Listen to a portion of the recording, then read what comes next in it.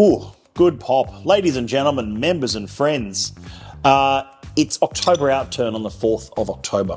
First Friday of every month we release a full Outturn's worth of goodies on the site for members. And that includes 1.271, Distillery 1, the one that started it all for the society.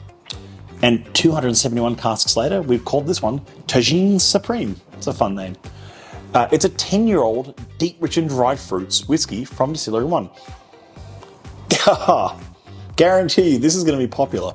And for good reason, because it's a richly sherried Distillery 1. Now, Distillery 1 is where, like I said, it's where it all started with us with the society. Cask 1.1, which is the first cask that Pip Hills, our founder, bottled back in 1983.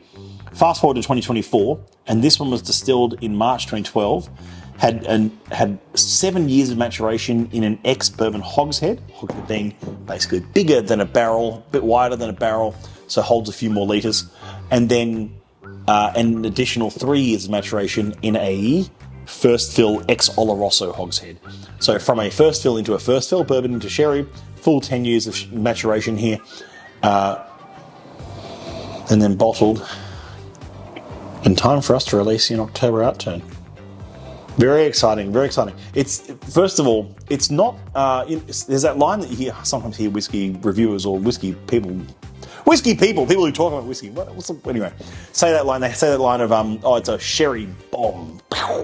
I don't think this is. I don't think this is a sherry bomb. There's a bit of nuance in there going on. It's not just straight up sherry. I talked on another video about, on one of this month's releases, Whiskey Barbar, about how I'm a bit critical of rum casks, and some rum cask whiskies are just, you may as well just be drinking a rum because the rum cask is so overpowering. This one is a good example of where the sherry cask, yes, it's clearly a sherried whiskey. It gives us those treacle and figs and Christmas cake going on in the nose, but at the same time, there's something else in the backdrop there.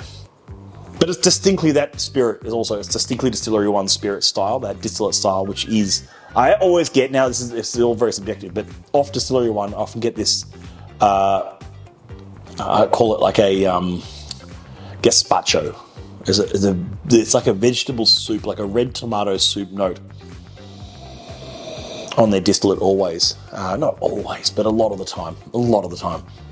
Very prominent in one of their own expressions called 105. It's about as close as I can get to telling what distillery without saying the distillery name, isn't it? But this is, very, very nicely sherried. I get a bit of that, like pink wafer. A little bit of spice in there. Star anise. Like cherry juice. Yeah, and like a little bit of honey and honey ham and